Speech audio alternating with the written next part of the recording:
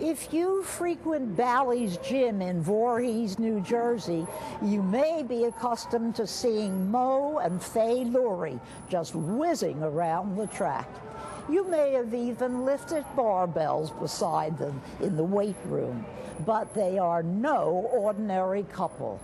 At 94, yes, I said 94 years old, they've been inspiring gym members with their workouts for decades. What's their secret to living a life of vitality and health? And does growing old have to mean growing frail?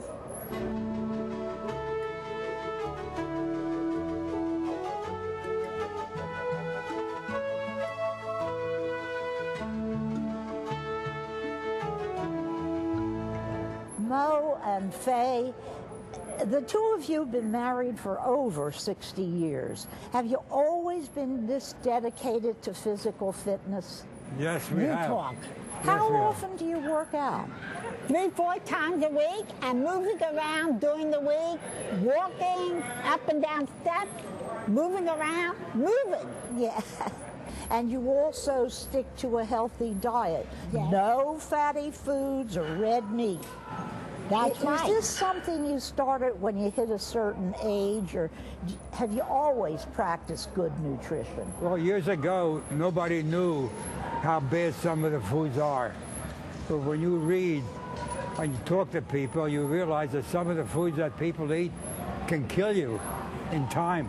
Now, you both seem to have loads of energy. Do Yes. you attribute that to your exercise habits? Absolutely. Yeah. Absolutely. Moving around is wonderful. What does the exercise do for you mentally? It keeps you alive. I think it keeps you alive up here. How do you stay motivated? He loves me, and he likes to do what I do. You have to like it. You have to get to like it. If you don't like it, you're not going to do it. You Right. have to enjoy exercise. Right. You don't do it because you have to. As chief of sports medicine at Pennsylvania Hospital, Dr. Arthur Bartolozzi's witnessed the positive impact that exercise has on a senior's long-term health. Dr. Bartolozzi, frailty is not simply a result of aging. It's actually something that exercise can ward off or reduce.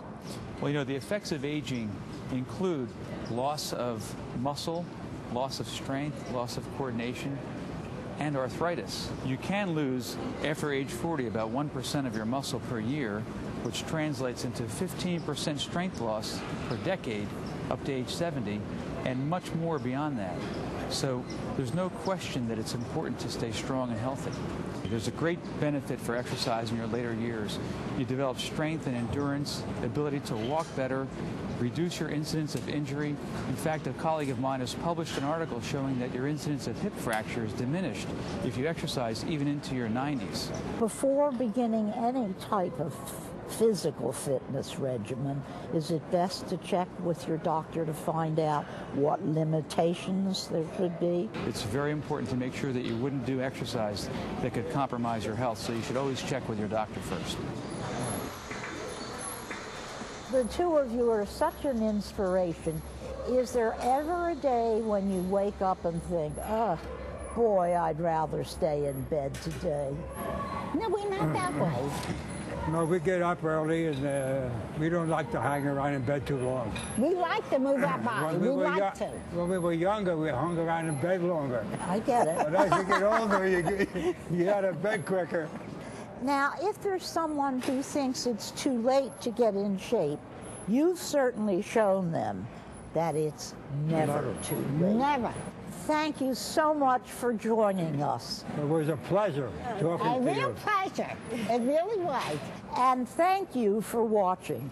I'm Suzanne Roberts. We'd love to hear from you. I may even end up reading your comments and questions on the air. So write us at the address you see on your screen.